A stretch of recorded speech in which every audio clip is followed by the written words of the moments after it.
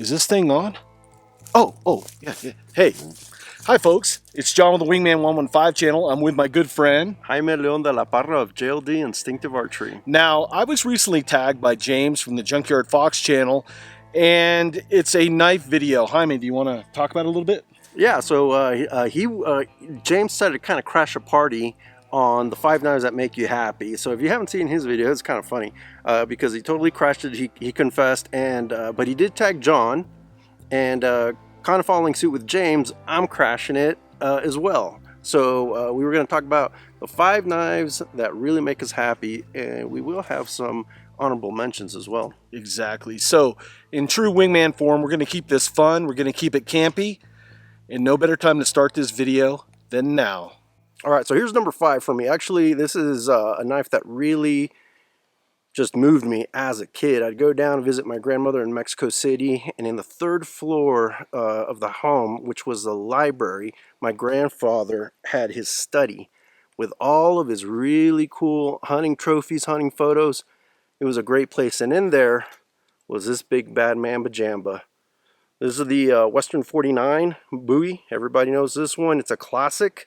He had won this at a shooting tournament, and you can barely see it, but on the blade it says presented by the Denver Tiger Hunters in 1970. So it was some kind of a hunting club that presented this blade to my grandfather.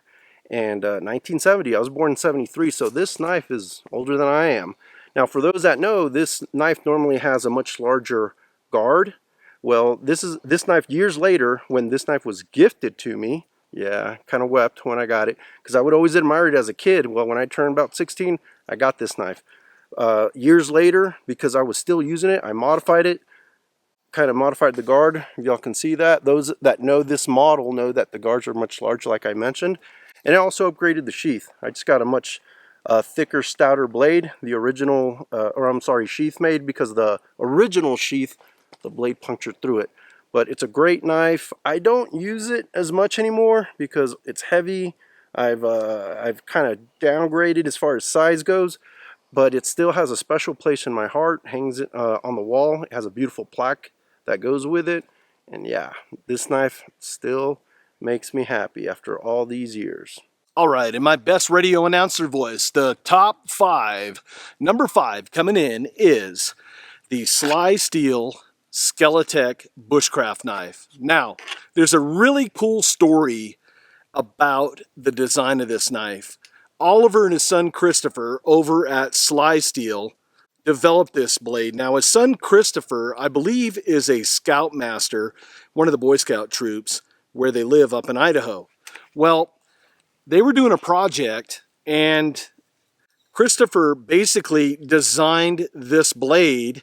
Then they had blanks, and then they built the blade. Well, it became such a success that Oliver decided to make it a full production version. So now they have it for sale. It's a beautiful design, has that old school drop point, has a saber grind. What I really like is that old school green Cerakote. Reminds me of the old bear archery bows from the 60s. Just has that really cool vintage look. Ergo's on this. I have a full review. I'm not going to go through everything, but it's just a great knife. I really like it, and this is one that will always be in my collection. It's just beautiful and functional. It's the Sly Steel Skeletek Bushcraft knife. All right, number 4 for me. Here we go. Again, old school. This knife design, or this knife model, the good old Buck 112 Ranger. When I was a kid, my grandfather, this is on my mother's side, my other grandfather, he had a 112. And when I saw it and I held it in my hand, I was like, this is the jam. A lot of people like the 110, but for me, the 112 Ranger has, man, it just won a special place in my heart. So when I was early teens, I went ahead and got one. So throughout high school, I carried one. So this is back in Texas when it was no big deal. And I carried it in my pocket. This was my EDC. I didn't have it on my belt. If I went to the ranches to do work or go hunting, then it would be on my belt. and I've had it through the years. Not this one. This is my third one that I've had. I gifted my previous two that I've had for years. I lament doing that. I wish I had them. This one my sister actually got for me for a birthday a couple years back. You could tell the sheath's in good condition. But yes, this one, and then along with my number 5 pick, these were my go-to blades when I was out doing stuff out in the woods. Up until, throughout, teens into the 20s, I still relied on these before I start jumping on the bandwagon of modern technology. So even through my Army years going into commercial diving, this was the blade that was riding on my belt to cut a lot of rope, especially in the diving world. So my number 4 still holds a special place in my heart. It's not the one that I had back in the day, but it's like one of those that I still have to have, because once you see the quality and you hold them, man, it's the best. So these were my go-to back in the day. This is my number 4. Makes me happy. That was a really cool number 4 knife from Jaime. A little backstory for me. I had a blade just like that in high school. Back in the late 70s, early 80s, the Dukes of Hazzard was really popular. They all had the pearl snap shirts, and they had those buck knives on their belt. We did the same thing in high school. You could get away with a lot of that stuff back in the day. I wish we could go back to those times. But the show must go on. You guys want to learn what my number 4 is. This knife is a favorite of mine because it has a connection with my youth, and it is the Tops Smoke Jumper. Now, I did a full review on this blade and the history behind the Smoke Jumper. Where it ties in for me is that when I was a teenager growing up in northern Maine, I had my parents sign a permission slip or a release of liability, and I was able to work for the Maine Forest Service with their hotshot crew, and I was part of the Hell Attack crew. And you're probably asking yourself, John, what was that? Well, if we had a lightning strike or a forest fire, we were basically the first responders on the scene, and we would use an old Huey helicopter. We would fly in. If we couldn't get there with a helicopter, we'd go in with a float plane. We had packs. So when I saw the Smoke Jumper, it was watching some videos with Ron Hood, and his wife Karen Hood was using a Smoke Jumper. I really liked the profile of this blade. It is robust. It is a 1/4 inch thick, 1095 high carbon steel, but they profiled the spine of the blade and they did a nice saber grind on the cutting edge. It took a lot of weight out of that blade, but it also kept the strength. It kept the full 1/4 inch running right down the center of this cutting edge. Just a beautiful design. As always, Tops does a great job with their handles, with the profiling of that linen micarta, and the liners being just white liners. They just pop. There's some contrast there. It's beautiful. It's durable, and it just looks great. So a little blast to the past tie with me on my number 4 pick, the Tops Smoke Jumper. All right, so for my number 3, kind of a little bit of a backstory. I showed that number 4, that Buck 112. I carried it, as I was going through my commercial diver training and post-Army years. But as I got more into the commercial diving thing, and then actually afterwards, that's when I joined the Navy and went Naval Special Warfare and all that, I started getting away from the traditional knives of leather and wood that you saw in that Ranger. So that's what started having me look at Benchmade knives. So we're talking back around the year 2000, where I found this one. I was already aware of Benchmade, and I was already carrying some other ones, but this is the 710. So the 710 was the first knife to feature the Axis lock when Benchmade came out with that. And when I saw this knife, I was like, okay, this is it. Now, going back to, this would be in the Navy days, and then that afterwards I continued doing commercial diving. I went with the Teflon coated. So the first 710 that I had a Teflon coated blade, and it had the half and half blade, meaning partially serrated, partially straight edge. We dealt with a lot of lines. We cut a lot of lines, cut a lot of nylon, webbing, so that serration and Teflon coating made sense. Since then, I've lost the knife, or I forgot. This is now my third 710. Well, you were on an op and you lost it. That and is you called correct. me, and it was like a newborn baby had just Correct. been kidnapped. Correct. What happened? Yes. So I had purchased. I was on my second Benchmade 710, going throughout the 2000s, and a couple years ago I was doing some military training with some EOD guys running around in the dark, and like an idiot, I tripped over something, had crappy NVGs, and there went my 710 that I had carried for many years. So he called me to tell me that he had lost his baby, and he goes, "I don't know what I'm going to do." And here's the thing. I thought maybe it's time just to move on, because Benchmade doesn't make the 710 anymore. And I've always saw the Benchmade 710 like the Buck 110. That's the one that changed the industry. The Buck 110 changed the knife industry in the folding knife category. So did the Benchmade 710, especially with that access lock. I thought I was going to just look for something else, and I tried different folders, but there's just something about this knife. It's even though it's a very large blade, if you look at some of the other tactical folders in this blade length category, they tend to have, in the closed position, a kind of a taller, wider profile. So this is a very slim way. What's in my pocket, my hand just goes easily into the pocket without that clip point getting in the way. And I tried other folders, less expensive, because when you lose that expensive knife, you're kind of hesitant in wanting to drop some serious money on another one. But I try to resist not buying one, and guess what? Just jumped back up on eBay, found this one in D2 steel. By then I've been using working on D2 and other harder steels on my diamond plate, so it's no big deal.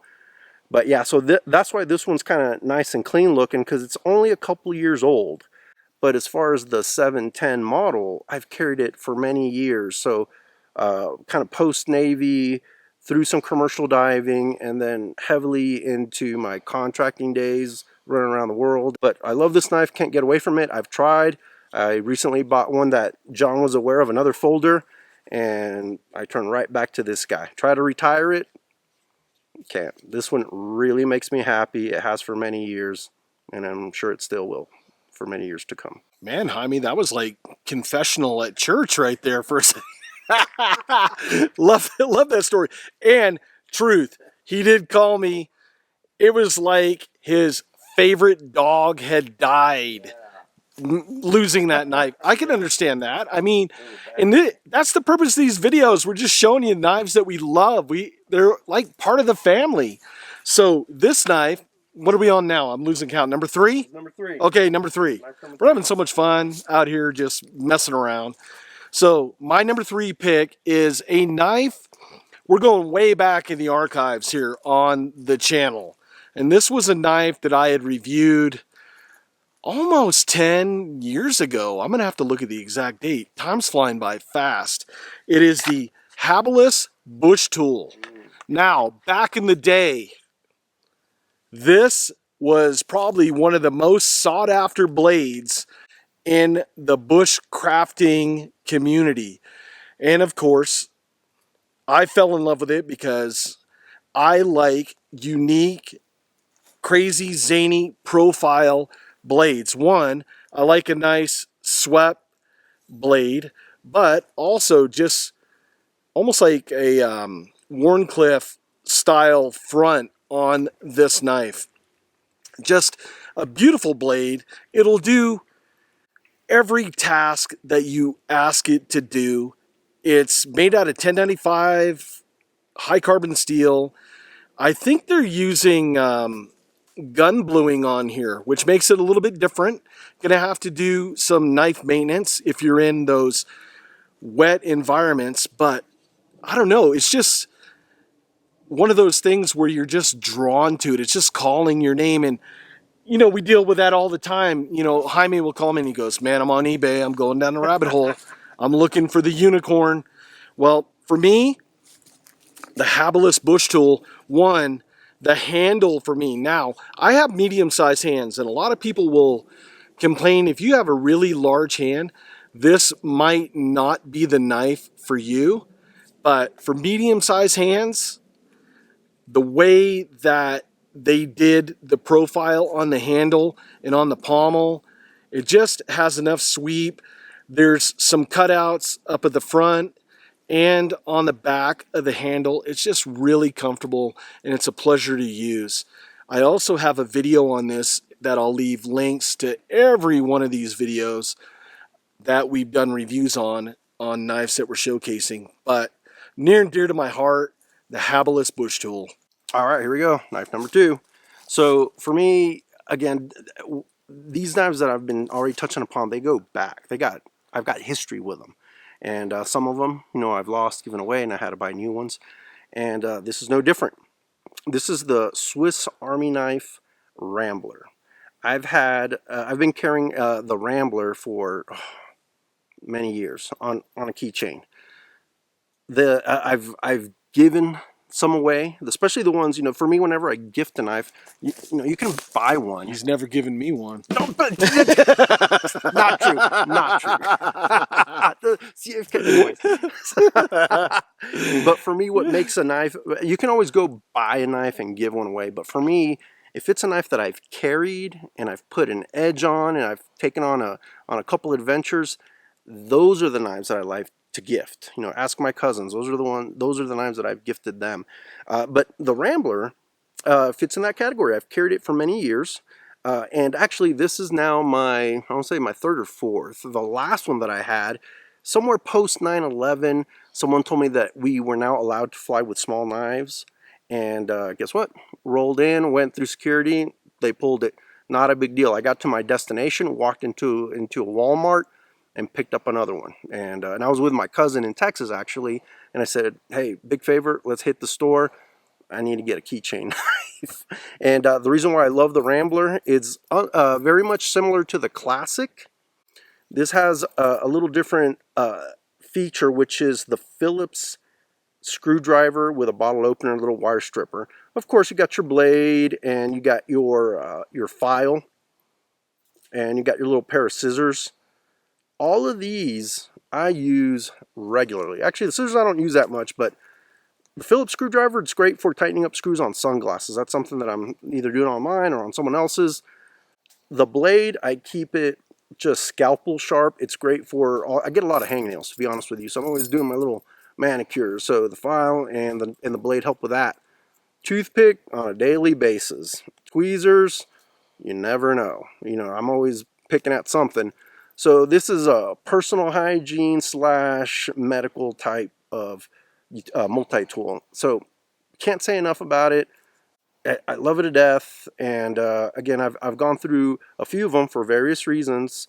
And yeah, just for many years, it's been in my pocket. So my triple thread is that, well, I'll get to my number 1, but this, like that Benchmade, it's been with me for a long time. And wouldn't know what I'd do without it. So that's number 2. Just for the record, Jaime has gifted me a blade. It wasn't, quote, the Rambler, but he has gifted me a blade. And it's on my archery belt that I carry every time that we go out and shoot. So I know what just the record sheet. Don't send in the hate mail to Jaime that he didn't get me the Rambler for Christmas, folks. Guess who's getting something for Christmas now? Shameless plug right there.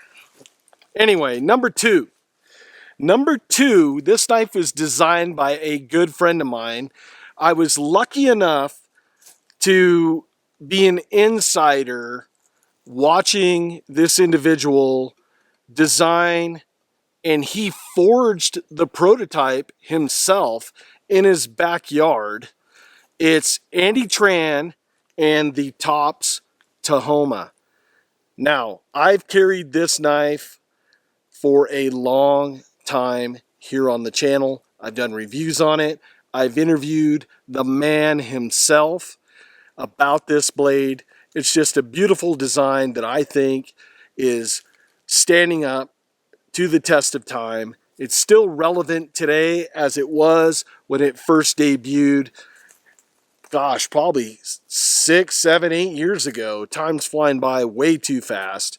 The ergos on this knife are spot on. Andy is like one of these skunk works scientists. He thinks about every detail when it comes into one of his designs. And he currently has 3 designs out there right now, all the way to the sweep of the handle, just ergoed at perfect. So when you're chopping, you're not hyperextending your wrist. I can't say enough. And like I said earlier, Tops makes high quality operational blades. What I really like on this is it has that basically what they call a black river wash on this blade. This blade has a spear point design, has a secondary blade on the spine of the knife. If you're in an area where that is not legal, they also make one where that is blunt, that it's not sharpened down to a grind on there. Nice thumb ramp, hole for extracting bullets if you're in a survival situation.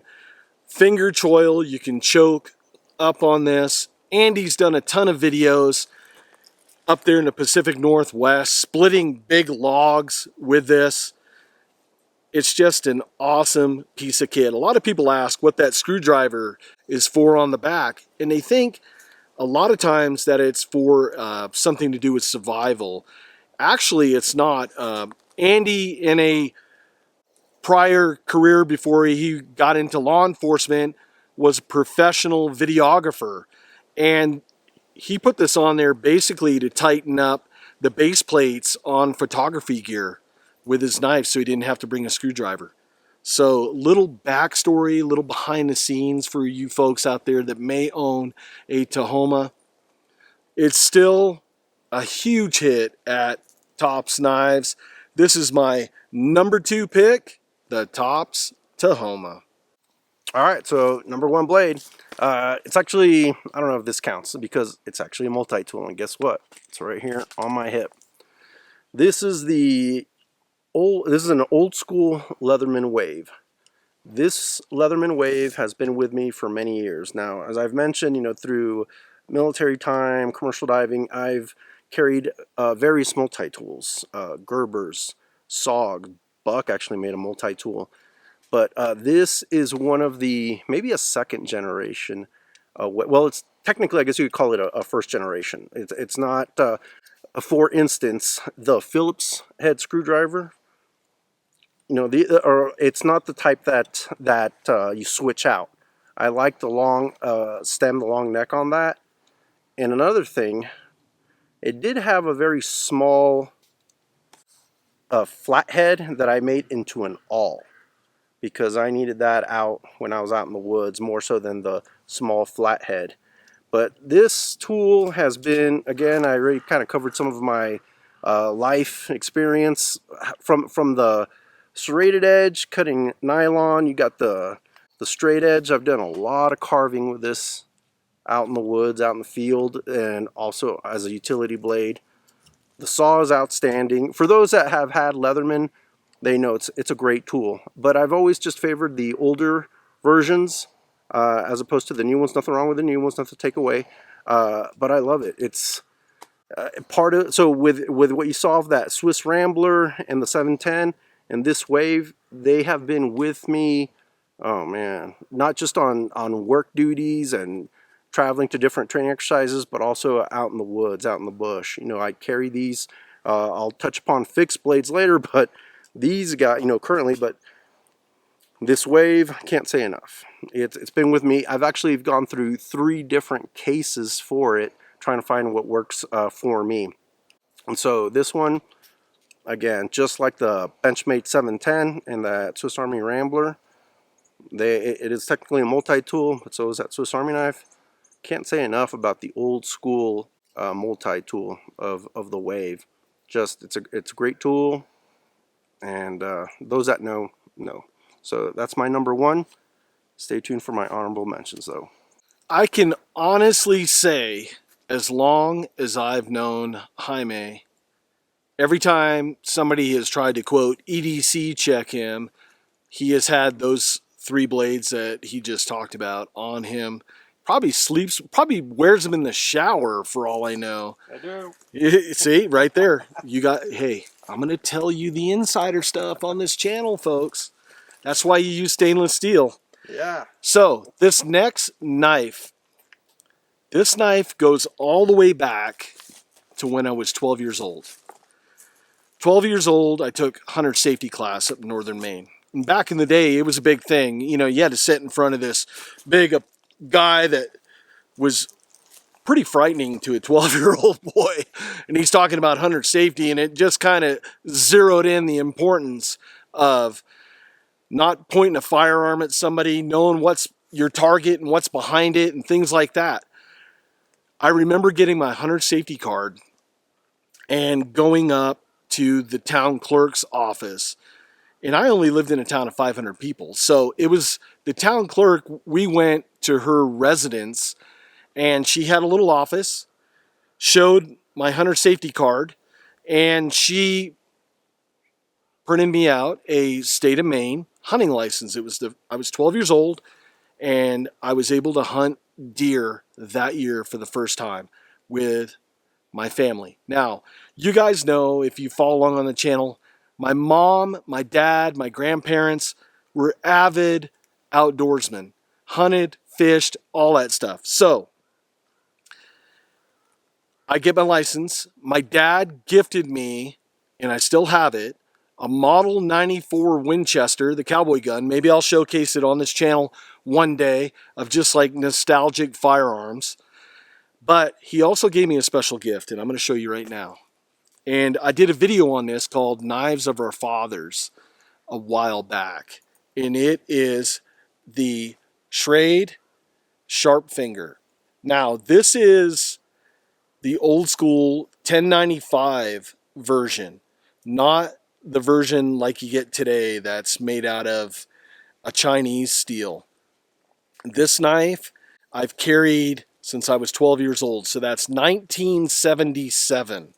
I started carrying this blade.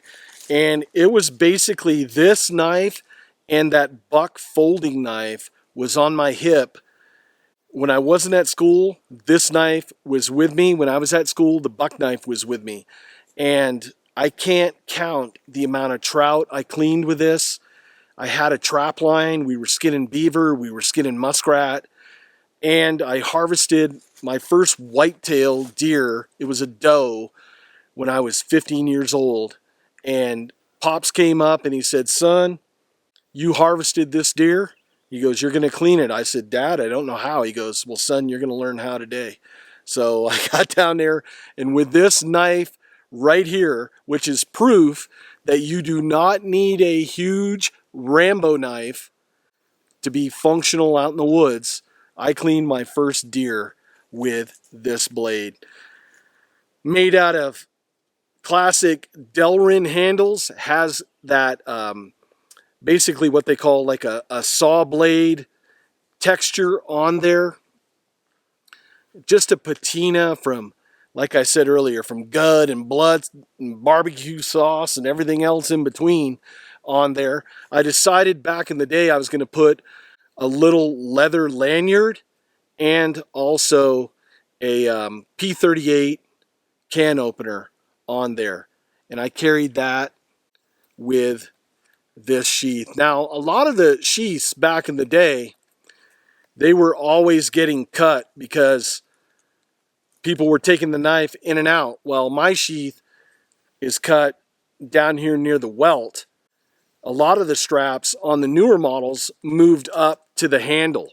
So you can tell, especially even on the 1095 versions, if it's a newer version done probably early 80s, mid 80s, will have the snap up on the handle of the knife. So out of memory, from my father, my mother, all the hunting and fishing trips, the trap line adventures, hey, number one, I gotta have that. It's the Schrade Sharpfinger. So, for the sake of time, because I know this video is running on, we wanted to do a couple honorable mentions. So we both jumped in together. We're gonna just tag each other back and forth. Jaime's going to start out with his first honorable mention. So again, honorable mentions because of the fact that you saw how, especially going back into my early years, I carried for outdoor blades. I carried that huge Bowie and that 112, and then further down the road, you guys only saw small folding knives, right? So as I started to experiment with different blades, the cold steel SRK was a huge influence from my Navy days, and I relied on that 6-inch, 5-inch blade, and I played around with many throughout the early 2000s. But it wasn't until a few years back that a cousin of mine sent me this. This is the CFK 108. It's unfortunately no longer made, but you could tell it's a very familiar design, that French trade type style knife. Big old honking thick edge with a hollow grind. That hollow grind works great on this one because it's a tough D2, and because it's such a thick blade, you still want to slice. But the point is, as this blade really affected me, it really changed the way I looked at knives in this mid-size range, which I had been playing around. I had gone with some high-end knives. John, when I first met him, he saw me playing with a lot of Bark Rivers and some Falcon Evens, but this one, I thought that's what you were going to pull out was a Bark River. Honestly, because he was a Bark River fanboy, hardcore when I first met him. When we first met, guess what? I don't have any of those anymore. Not that there's anything wrong with them, but they didn't speak to me like this one spoke to me. Nobody gave me a Bark River. Here we go again. Just saying. So anyway, so not only did this knife change, it just really affected me. And 5-inch blade, kind of what we've experienced in the last few years in the whole bushcraft community of that, I hate to say it, the one tool option concept, but this really did that. Now, it came with a very nice leather sheath. Now, I also, in the last few years, going back about 5, 6, 7 years, I was exposed to Mr. Doug Wilson of Yellow Hawk Custom Kydex. And it was actually because he used to make, a while back for this company, Kydex sheaths. So I found out about him through that company, CFK Knives. And I went to him when it was time to make a killer survival sheath for this particular blade. And I could ramble on for days about the features and everything. Just, if you don't know about Doug Wilson and Yellow Hawk Customs Outdoors, you need to look him up. YouTube videos, Instagram, Facebook, just outstanding work. The sheath's amazing. It's perfect for this knife. This knife really affected me in the way I looked at medium-sized knives and in a knife that can kind of do it all. Now, still though, you guys already saw my trifecta, and like John mentioned about, you don't need a big knife to process game. That Wave processed a lot of game with that small blade and did a lot of things. But right when I was thinking I was kind of finding my holy grail in a medium-sized knife, then something happened. But John, why don't you go ahead and give your honorable mention? Well, it would have been a Bark River, but I'm just playing, folks. Here's one that I've carried for, gosh, probably 5 years. Off and on. I always come back to it. It's a folder. I know I don't review a lot of folders here on the channel. I need to do that more. Folks are asking for it. It is a Tops Mil-Spie 3.5. Now, Andy Tran, I already showcased him on the channel with the Tahoma, turned me on to this design. He got a job probably 5 years ago as a national park law enforcement officer. He was down at Big Bend National Park down there in Texas, and he had carried a Mil-Spie. It had a tan, the coyote tan, and like Jaime, he was on an operation. He lost it.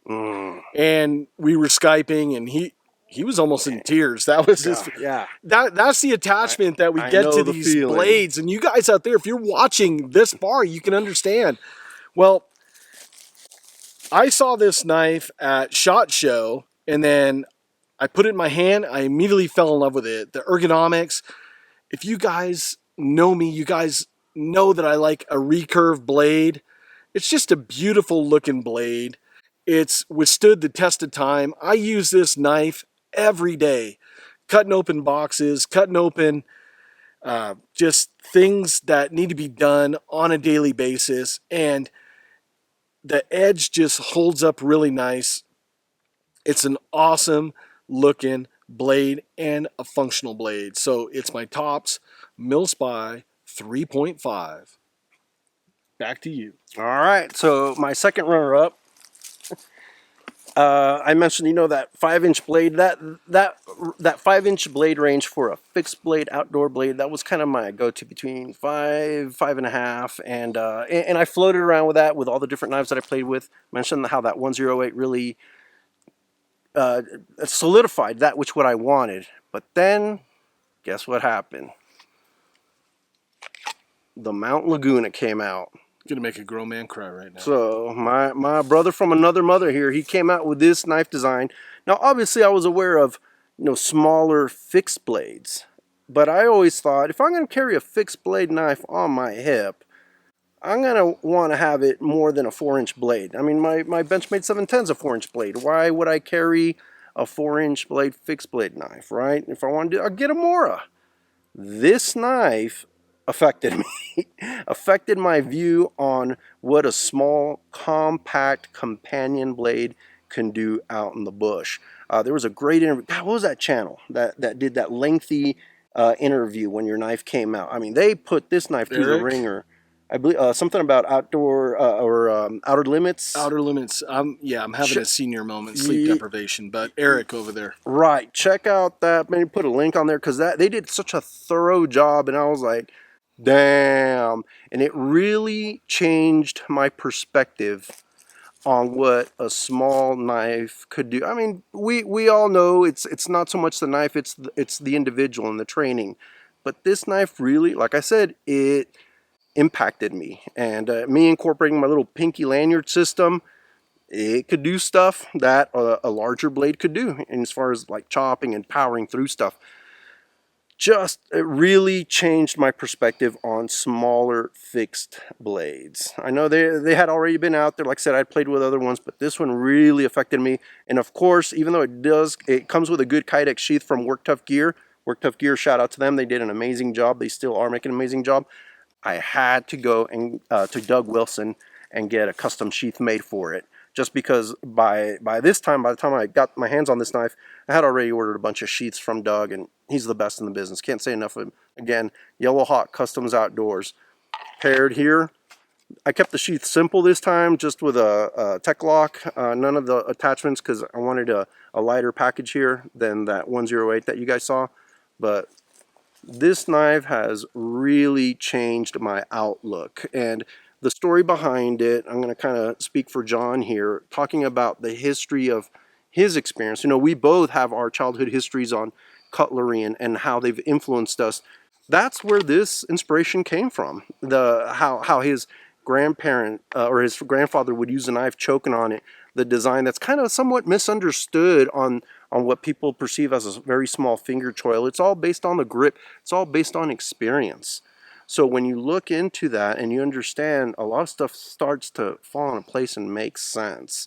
And probably for me, the thing that I really enjoy about this, even though I wasn't a part of the design with John, just the fact that it's the Mount Laguna, which is where we are now, and this is where our bromance blossomed out here out in the mountains. So yeah, again, this was an eye-opener for me in the very small, compact, you know, survival knife. But it's a utilitarian knife. You could do a lot of stuff with it.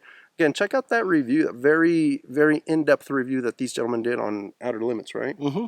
So I'm kind of speaking for both John and I on presenting this, but honorable mention that 108 and the Mount Laguna, and my more recent years of outdoor cutlery experience, they've affected me profoundly. Well, I'm pretty humble on that. Thank you for the kind words. My last knife is the knife that started my relationship with Work Tough Gear, and it is a knife that I had reviewed on the channel. I'll leave links in the video description down below. And it is the Lamigo from Work Tough Gear. Now, when I first saw this blade, I fell in love with it. Just like my Mil-Spie, recurve, you have that drop point, It's made with Bowler K110 steel. It's the same steel that I used in my knife design. It's like a D2 tool steel variant. And the review on this blade started a great relationship with Work Tough Gear. And I submitted my design for the Laguna with Vic over at Work Tough Gear. They liked it. They brought it on board. And the rest is history. But this blade, not to take away anything, this is an awesome knife right here. Vic and the team over at Work Tough Gear designed just an awesome looking functional blade. Has G10 scales. What I like about it, it has like that old weathered wood type texture on the scales. They're Coke bottled out. It's just an awesome grip that is going to work good if you're in either a dry environment or a wet environment. You have a nice sweep on the pommel so you can get in close with a finger choil, do tight work. If you're chopping, you can get back, what I call that back seat grip. Obviously, you're going to wear your lanyard. He has a great video on lanyards. I'll leave it in the links down below. Thumb ramp, jimping's not aggressive, just a beautiful looking blade. So, Work Tough Gear, Lamigo is an honorable mention. It's near and dear to my heart. It's the first knife that I reviewed with Work Tough Gear, and it's just an awesome knife that I'm going to have in my kit for a long time. Okay, we gave you guys I'm not going to say a quick rundown, but it's a rundown of the 5 knives that we love the most, plus a little bit of bonus round in there. Yeah. And these were blades that just resonate. Now, some of these blades might not be the best blades, but it's all about that connection that you have with it. You know, like the story of my dad giving me the Sharpfinger and things like that, or the Bark River that I'm just teasing them. For me, the biggest thing was when we were kind of thinking about doing this was separating the knives that I just like to maybe look. And I almost brought out my first blood Rambo knife. I have it hanging, but you know, there were so many other knives that I still that you have seen that I love and still use. But if you were to say the knives that really make you happy, Yeah. they don't have to be the ones that you use. I have other knives that really make me happy that they're more of a wall hanger, or they have a nice plaque that they sit on. So that's the difference. We're gonna not to steal his thunder. Put in the comments below. We're thinking about doing a history on the Rambo knives. We've been talking about this for a while. So we've been working on some backstory. We're trying to acquire some actual knives.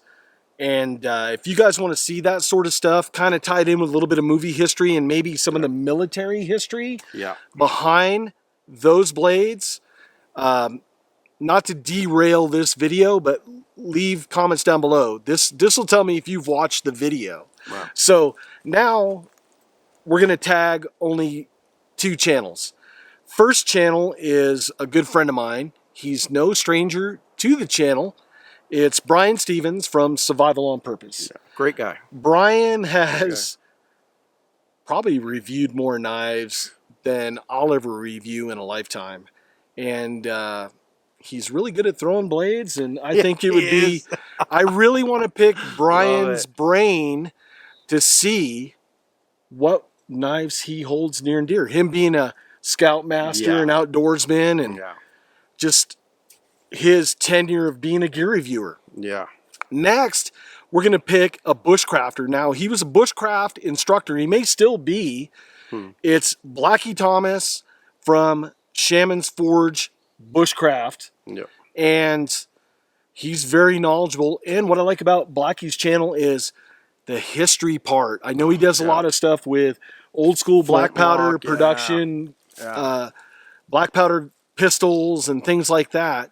And he's just a wealth, like a Encyclopedia Britannica. For you kids watching, look it up. You don't know what that is. Yeah. But and it's more on the old school side, which I really appreciate. I mean, everything about his knowledge and skill set, you know, I love it. So reach out to Blackie. Tell him the public wants to know the 5 knives that he loves. I don't know most. why I Yeah. can't remember that. I think I'm going like, he may have talked about, because he's always showing what he's using. It's true. A lot of YouTube reviewers, they're just showing what's coming out, what's latest and the greatest. But he kind of just showcases what he used. So we may already have a taste of it, and he may have already kind of put out a video. But it's always nice to see what someone really loves. Again, it doesn't have to be what is the most effective for you right now. But what is it that's near and dear, sentimental reasons, whatever. You know, it's nice to see that. Well, it adds that personal touch, and it's nice to see what our friends in the community, what their thoughts are, and the little backstory on stuff, and it helps us understand them a little bit more and their channel. So with that, I'm going to thank you folks for watching. This has been a long video. It's been a fun video. Yeah, very fun. If you guys like videos like this, maybe we'll do some reviews on gear like this where we go back and forth. After doing almost 800 videos, it really brings me a lot of joy to do these old school tag videos. It kind of reminds me of YouTube when we first started, 2006, 2007, all those areas. It's just awesome. So with that, folks, thank you so much for watching, and we'll see you on the next video. Take care, folks.